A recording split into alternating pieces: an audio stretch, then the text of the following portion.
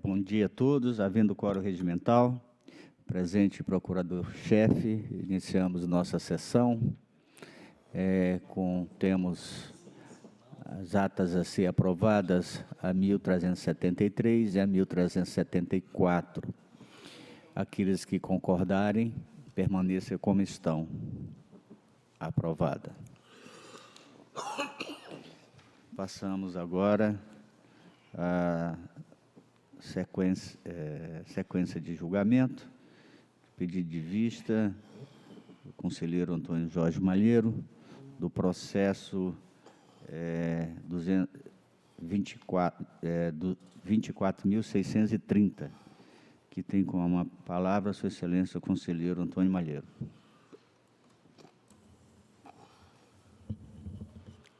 Obrigado, Excelência. E até para poupar um pouco do tempo e da necessidade de leitura do andamento da votação, é um processo instaurado a partir de uma comunicação à presidência, pela DAFA, acerca dos municípios, para apurar a responsabilidade em função de valores máximos na Lei de Responsabilidade Fiscal, na despesa de pessoal, primeiro quadrimestre de 2018, e verificar o cumprimento dos limites definidos na LRF.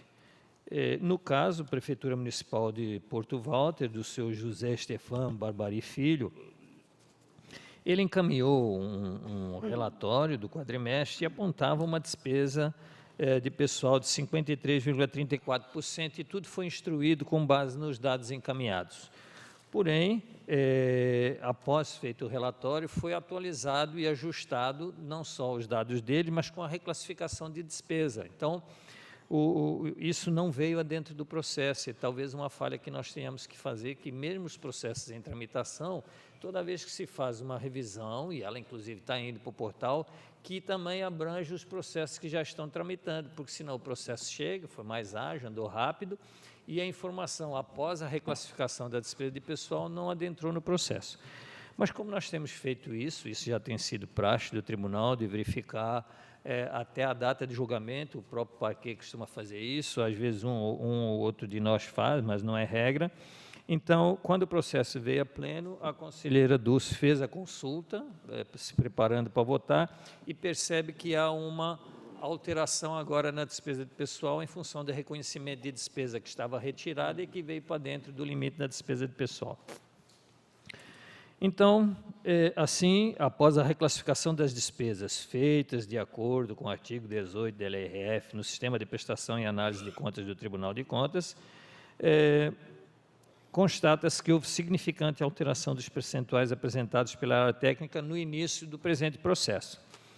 Dito isto, em consulta ao CIPAC, realizada em 7 de agosto de 2019, agora, restou apontado que a despesa com pessoal no primeiro quadrimestre de 2018 ficou chancelada em 63,35%, percentual este obtido na relação entre os gastos com pessoal, no montante de 15.681.000, e a receita corrente líquida do município de 24.755.000. Em atenção ao artigo 20, inciso 13, a linha B da Lei Complementar 101, tem-se que a despesa aferida insere o município nas vedações instituídas pelo artigo 22 da retrocitada lei. Desse modo, vale frisar que, nos termos do artigo 21, é nulo e pleno direito o ato que provoca aumento da despesa com pessoal e não atende às disposições do artigo 16 e 17 do referido diploma legal. A nulidade prevista é absoluta e, desse modo, também são nulos os atos de nomeação de cargos ocorridos neste período. Além do mais, quando a despesa ultrapassa 54% da receita corrente líquida, o município terá que eliminar o excedente nos 2 quadrimestres seguintes. Em nova análise, ao CIPAC, também constatou-se, com relação aos outros semestres anteriores, que ele já vinha neste nível, 60,55 no segundo quadrimestre de 2017, 63,23 no terceiro quadrimestre de 2017, o que demonstra um progressivo aumento, portanto, a queda para 50 era realmente lançamento manual, o que mostra um progressivo aumento dos aludidos gastos na contramão do que efetivamente deveria ter feito o gestor, e que, portanto, ele está sujeito à multa que esse tribunal tem aplicado dentro do regramento da proporcionalidade e razoabilidade. Assim sendo, voto pela condenação do senhor José Stefan Barbari Filho ao pagamento de multa à sanção no valor de 14.280, em face de ato praticado com grave infração da norma legal, pela notificação do senhor José Stefan Barbari Filho para que efetue a recondução da despesa do pessoal do Poder Executivo aos limites previstos no artigo 20 da LRF, se ainda se encontrar em tal situação, para que não realize qualquer ato que provoque aumento das despesas totais de pessoal até atingir o limite previsto em lei, envio de cópia do acórdão que vier a ser proferido à DAF para acompanhamento e ainda da decisão ao Ministério Público Estadual, Tribunal de Justiça e Câmara Municipal para conhecimento e após formalidades de estilo pelo arquivamento dos autos. É como voto, excelência. Senhor presidente, Pois não. antes da votação, já era para eu ter aqui falado com o conselheiro Malheiro e eu lembrei disso agora, é que esse processo, o meu voto foi como o voto do conselheiro Malheiro, como o voto do conselheiro José Augusto. Isso, mas o que aconteceu nesse processo? É isso que eu vou falar agora, antes do término da votação. É que como os percentuais que foram identificados pela área técnica não ensejavam nenhuma punição, então não foi sugerida ao relator a citação dele para o gestor. E realmente o relator, que foi o conselheiro Ronaldo Polanco, não aplicou nenhuma penalidade, não fez a citação, mas nós aqui, e o próprio Ministério Público também não pediu, em razão dos percentuais que estavam ali verificados, hoje, para que o nosso voto, o meu, do conselheiro Malheiro e do conselheiro José Augusto, ele prevaleça com relação à multa, esse processo ele precisa ser retirado e o gestor precisa ser citado. Sim. Porque ele não vai ter como ele fugir da multa, porque é um quadro irreversível. Perfeito. Mas nós precisamos. Perfeito. Precisa do conhecimento. Eu gostaria até Então, também E de realmente fazer a citação não foi por erro, não, nem do relator, nem nosso. É porque, na verdade, os percentuais foram verificados depois. Presumivelmente Exato. estava em ordem. Então, excelência, eu altero para que seja, então, transformado em diligência e retorne ao relator para a citação do processo. Eu gostaria até de fazer um breve comentário. Pois não, também. não, procurador.